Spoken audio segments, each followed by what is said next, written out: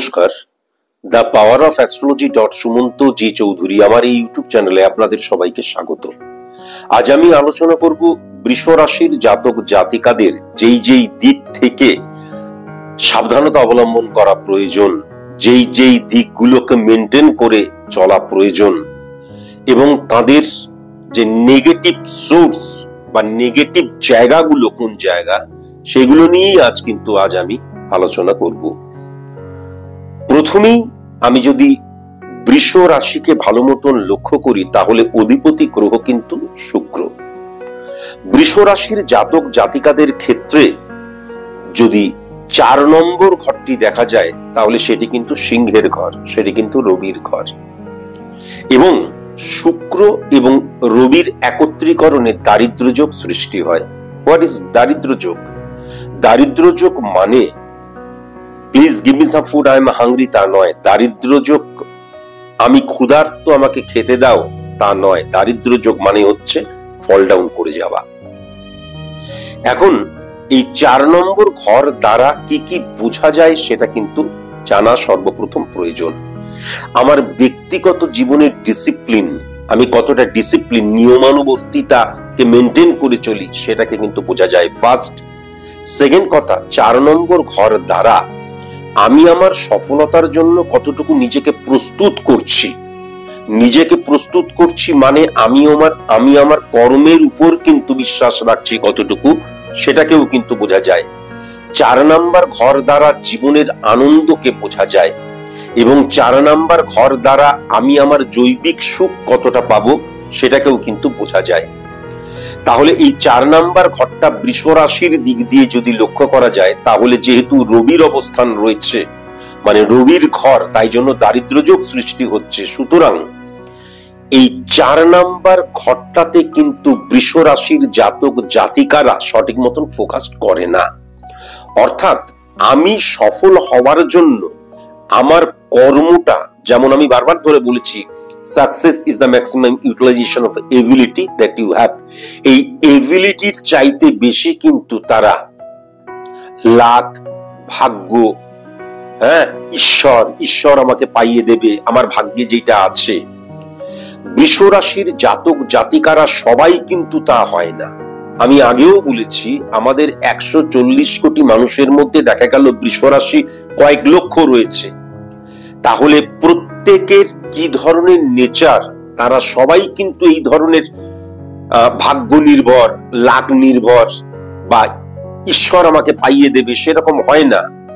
তাই জন্য স্পেসিফিক ভাবে জানার জন্য অবশ্যই কোনো সায়েন্টিফিক অ্যাস্ট্রোলজারের কাছে তাদের যাওয়ার প্রয়োজন এবং তাদের নিজস্ব যে ছক ক্যালকুলেশন বা প্রেডিকশন সেটা কোনো সায়েন্টিফিক অ্যাস্ট্রোলজারের দ্বারা করানো ভীষণ প্রয়োজন।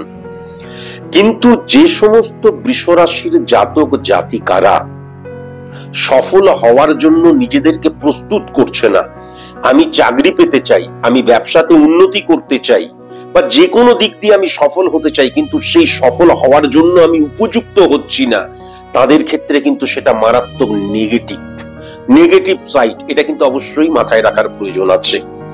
এবং যেহেতু শুক্র লাক্সারিয়াস লাইফ আইটেম, লাক্সারিয়াস জীবন স্টাইলকে যেহেতু ইন্ডিকেট করে, তাই জন্য আমি ভালো থাকতে চাই, তার জন্য কি হয়ে যায়, আমি অনেক সময় কিন্তু কম্প্রোমাইজ করতে শুরু করি মনের বিরুদ্ধে গিয়ে, মতের বিরুদ্ধে গিয়ে, বা অনেক ক্ষেত্রে তখন আমরা কি করি, আমি সফল হতে চাই কিন্তু সফল হওয়ার মতন উপযুক্ত নয়, অথচ আমি ভালো থাকতে চাই, তখন অনেক সময় কিন্তু আমরা ইল্লিগাল অ্যাক্টিভিটিস বা ফাটকাকে বিশ্বাস করে নিই।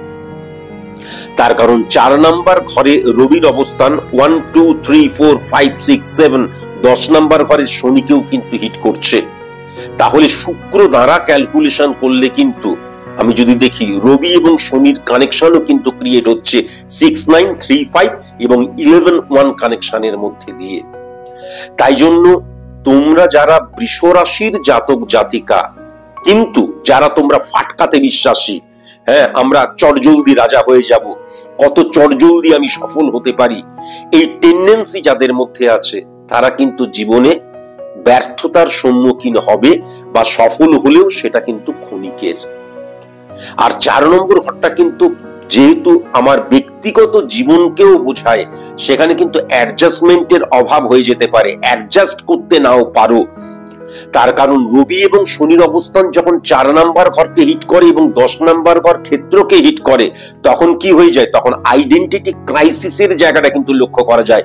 মানে আমার মতন করে সবকিছু চলবে, আমার মতন করে সবকিছু পাবো, আমি আমার মতন করে সবাইকে চলতে হবে, এই মানসিকতাটা কি করে, আমার ব্যক্তিগত জীবনে প্রবলেম ক্রিয়েট করে এবং আমাকে আনহ্যাপি করে দেয় এবং স্যাটিসফ্যাকশনের অভাব করে দেয়। এখান থেকেও কিন্তু ভেরি ভেরি কসাস এবং কনসাস। এখন সর্বপ্রথম এই যে বৃষ রাশির জাতক জাতিকা, তাদের যদি শত্রুতার জায়গাটা লক্ষ্য করা যায়, কে শত্রু তাদের, সর্বপ্রথম মনে রাখা দরকার আছে 6 নম্বর ঘরটা কিন্তু তুলার ঘর, বৃষ রাশি দ্বারা যদি ক্যালকুলেট করা হয়, এবং 6 নাম্বার ঘরে কিন্তু যে তুলা, তার অধিপতি গ্রহ কিন্তু শুক্র। তাই জন্য আমার ব্যর্থতার কারণ কিন্তু আমি নিজে হয়ে যাচ্ছি। সেটা আমার দৃষ্টিভঙ্গির অভাব হতে পারে, ভুল দৃষ্টিভঙ্গি হতে পারে, ভুল ইমপ্লিমেন্টেশন হতে পারে, ভুল আমি চাইছি, বা আমি সফলতার জন্য উপযুক্ত হচ্ছি না, এবং আমি সেই সফলতাটা চাইছি, যেই সফলতাটাকে আমি কখনো টাচ করতে পারবো না, বা তার মতন করে কিন্তু সেই জায়গাটাই আমি উঠতে পারবো না। সেই উঠতে না পারার মতন কিন্তু আমার মানসিকতা, মনোভাব, বডি ল্যাঙ্গুয়েজ রয়েছে। তাহলে তার ফলেও কিন্তু আমি ব্যর্থ হয়ে যাচ্ছি। আমি মনে করছি আমি ব্যর্থ হচ্ছি অন্য কারণে, আমার ভাগ্যে নেই, আমার নিয়তিতে নেই, দূর আমি পেলাম না। তখনই তো আমরা ছুটে ছুটে বেড়াই কিভাবে চটজলদি কোনো ঈশ্বরের কাছে যাব, মানুষকে তাই জন্য ঈশ্বর রূপী তৈরি করি আমরাই, যাতে সে আমাকে চটজলদি কিছু দিয়ে দেয়। কিন্তু আলটিমেট দোষটা কিন্তু নিজের ভেতরেই আছে, এটাও কিন্তু লক্ষ্য করা যাচ্ছে। আমি আবার বলছি, এই যে অবস্থানটা, এই যে বৃষ রাশির জাতক জাতিকাদের নিজেদের যে নেগেটিভ প্রভাবই তাদেরকে ব্যর্থতা করে, প্রত্যেকটা বৃষ রাশির জাতক জাতিকাদের ক্ষেত্রে নয়। কেমন, আমি বারবার ধরে আগেও বললাম, আবারও বলছি, তাই জন্য স্পেসিফিক প্রেডিকশন করা খুব প্রয়োজন। তাহলে 6 নাম্বার ঘরটাও কিন্তু নেগেটিভ হয়ে যাচ্ছে। এখন 6 নাম্বার ঘর এবং 12 নম্বর ঘরের মধ্যে কিন্তু সমসপ্তমে হিট করছে, তাহলে শুক্র এবং মঙ্গলের অবস্থান। সুতরাং টি অক্ষর দিয়ে, সি অক্ষর দিয়ে, এম অক্ষর দিয়ে, কে অক্ষর দিয়ে, কিউ অক্ষর দিয়ে, ইউ অক্ষর দিয়ে যাদের নাম ভেরি ভেরি কসাস এবং কনসাস, তারা কিন্তু এই জায়গা থেকে গুপ্ত শত্রুতার জায়গাও লক্ষ্য করা যাচ্ছে। 4 নাম্বার, 6 নাম্বার ঘর, 10 নাম্বার ঘরের যেহেতু রবি এবং শনির কারেকশন নেগেটিভ হয়ে যাচ্ছে, তাই জন্য বৃষ রাশির জাতক জাতিকাদের ক্ষেত্রে গুপ্ত শত্রুতার প্রভাব, বা আত্মীয়, কাছের মানুষ, পাড়া পড়শি, যাদেরকে আমি খুব বিশ্বাস করছি, সেখান থেকে কিন্তু নেগেটিভ এনার্জি আসতে শুরু করে, বা গুপ্ত শত্রুতার জায়গা লক্ষ্য করা যায়। এখন আমার বিশ্বাস কিন্তু তাদের উপরই থাকবে। গুপ্ত শত্রু মানে যেই শত্রুকে আমি চিনতে পারি না, আমি মনে করছি তিনি আমার মিত্র, তিনি আমার সবচেয়ে আপন, কিন্তু তিনি কিন্তু আমার শত্রু হয়ে যাচ্ছেন, এটাও লক্ষ্য করা যাচ্ছে। তাই জন্য ভেরি ভেরি কসাস এবং কনসাস। এবং যেহেতু 1 নাম্বার, 4 নাম্বার এবং 6 নাম্বার, 10 নাম্বার ঘরকে হিট করছে, তাই জন্য সবসময় কিন্তু উত্তর দিক অত্যন্ত নেগেটিভ, পূর্ব পশ্চিম, উত্তর দক্ষিণ, এবং পূর্ব দক্ষিণ যে কোণ, এটাও কিন্তু মারাত্মক নেগেটিভ। এটা কিন্তু সাধারণ অর্থে বিচার যদি করা হয়, তাহলে বৃষ রাশিকে দেখে এটা জানা যাচ্ছে। আর আরেকটা কথা, যেটা যেহেতু 8 নাম্বার ঘর এবং 11 নাম্বার ঘরের অধিপতি গ্রহ কিন্তু বৃহস্পতি, সুতরাং সেক্ষেত্রে 8 নাম্বার ঘর দ্বারা কিন্তু লেন্দি প্রসেস, মানে আমি যেটাকে বিশ্বাস করলাম, দেখা যাচ্ছে আমি ভুল, সেক্ষেত্রে কিন্তু কি হবে, আমি সেটাকেই বিশ্বাস করে যাব, অন্যের কথাকে সেরকম ভাবে কিন্তু মূল্য দেয় না। অন্য কেউ বলছে এটাকে রেকটিফাই করো, সে ভাবে ওভার কনফিডেন্ট হয়ে যাওয়ার জায়গা, আমি যেটা করছি সেটাই ঠিক করছি। 6 নাম্বার 8 নাম্বার কানেকশনের জন্য বৃষ রাশির জাতক জাতিকাদের কিন্তু এমন কোন রোগ হতে পারে, যে রোগটা আমি মেডিসিন নিলাম 3 দিনের মধ্যে কমে গেল, বা 10 দিনের মধ্যে কমে গেল, বা 15 দিনের মধ্যে কমে গেল, তা নয়, লেন্দি প্রসেস। জাস্ট লাইক আমি যদি ধরি সুগারকে, তাহলে সেটা ঠিক এই ধরনের রোগ। আমি যদি ধরি ক্যান্সারকে, এই ধরনের রোগ। আমি যদি রক্তচাপকে দেখি, এই ধরনের রোগ। যেই রোগটা চট জলদি সারতে চায় না, যেই রোগটা কিন্তু মানে ক্রমাগত হয়ে চলে, দেখা গেল 6 মাস, 1 বছর, 1.5 বছর, 2 বছর, এই জায়গাটাও কিন্তু লক্ষ্য করা যাচ্ছে। এখন ব্যাপার যেটা হচ্ছে, আমি কেবল কিন্তু তার নেগেটিভ সাইড নিয়ে বলছি। বৃষ রাশির অনেক পজিটিভ সাইড রয়েছে। নেগেটিভ সাইড বা কোন জায়গা থেকে কিন্তু শত্রুতার জায়গা সৃষ্টি হচ্ছে বা সফলতায় প্রতিবন্ধকতা সৃষ্টি হচ্ছে, সেই জায়গাটাই বলছি। আবার 11 নম্বর ঘরটাও যদি দেখা যায়, তাহলে 8 নম্বর ঘরের অধিপতি গ্রহ, 11 নম্বর ঘরের অধিপতি গ্রহ কিন্তু বৃহস্পতি। তার ফলে কি হয়ে যায়, আমি যখন কোনো সফল হচ্ছি, সেই সফলতাতে আমি দেখা গেল এতটাই স্যাটিসফাই হয়ে গেলাম, আমি 10% সফল হওয়ার পর সেটাকে কিন্তু কখনো 30% সফলতার দিকে কিন্তু ইনক্রিজ করি না। তার মানে স্যাটিসফ্যাকশনের জায়গাটা, আমি অল্পতেই সন্তুষ্ট হয়ে যাচ্ছি, এই জায়গাটা লক্ষ্য করা যাচ্ছে। কিন্তু আবার যদি দেখা যায় 3 নম্বর ঘর, মানসিকতা মনোভাবের জায়গায় কিন্তু চন্দ্র বসে রয়েছে, তাহলে সেক্ষেত্রে আমি চাইছি অনেক কিছু, কিন্তু আমি অল্পতেই স্যাটিসফাই হয়ে যাচ্ছি, বা এতটাই আমি পারি ধরে নিচ্ছি, আমার দ্বারাই যে আরো উন্নতি সম্ভব, এটা কিন্তু কখনো আমি চিন্তা করছি না। এই জায়গাটাও কিন্তু রেকটিফাই করা ভেরি ভেরি ইম্পর্টেন্ট। 9 নম্বর ঘর কিন্তু শনি এবং চন্দ্র, কেননা 9 নম্বর এবং 3 নম্বর ঘর সমসপ্তমী হিট করার জন্য কি হয়ে গেছে, বৃষ রাশির জাতক জাতিকারা কিন্তু নর্মালি যদি লক্ষ্য করা যায় তাহলে কিন্তু খুব স্থবির হয়, কিন্তু তারা যখন কর্ম করে তখন কিন্তু কর্ম করে এবং একগুয়ে টাইপের হয়।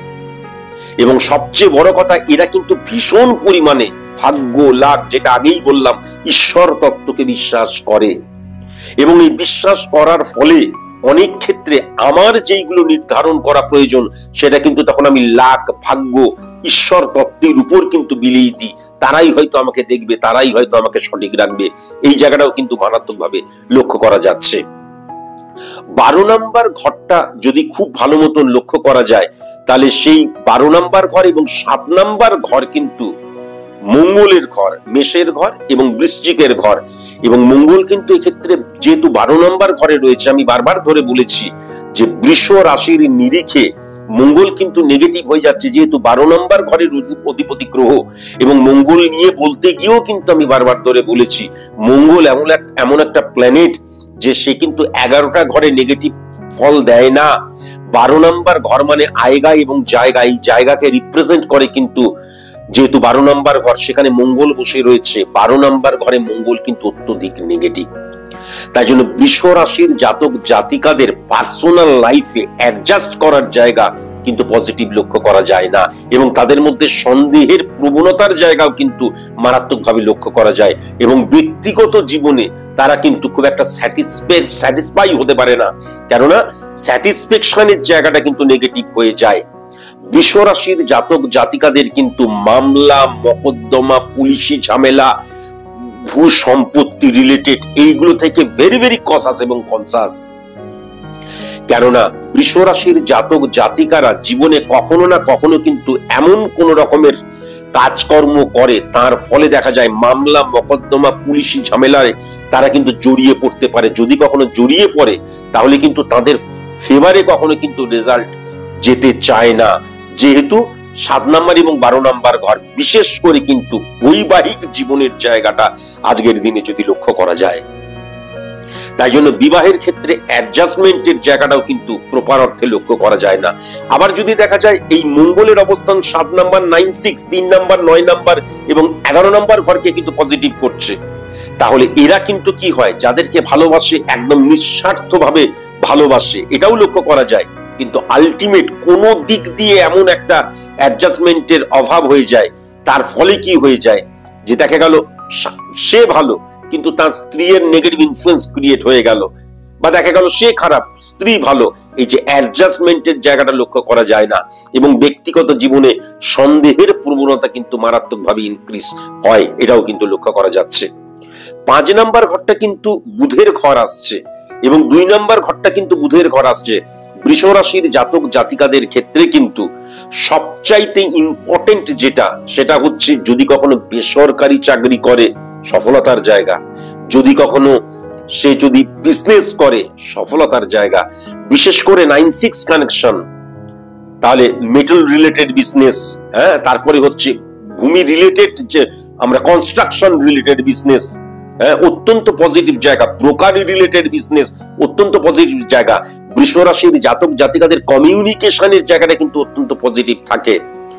প্রবলেম তাদের সবচেয়ে বড়, তারা কিন্তু চটজলদি বিশ্বাস করতে শুরু করে। কেন?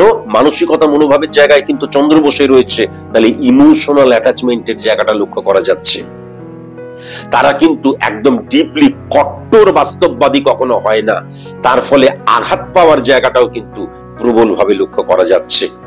পরিশেষে আবার বলবো, এই যেটা বললাম সেটা বৃষ রাশিটাকে ধরে ক্যালকুলেট করে আমি যদি কালপুরুষ ছকের মধ্যে দিয়ে দেখি, তাহলে কিন্তু এই নেগেটিভ জায়গাগুলো লক্ষ্য করা যাচ্ছে।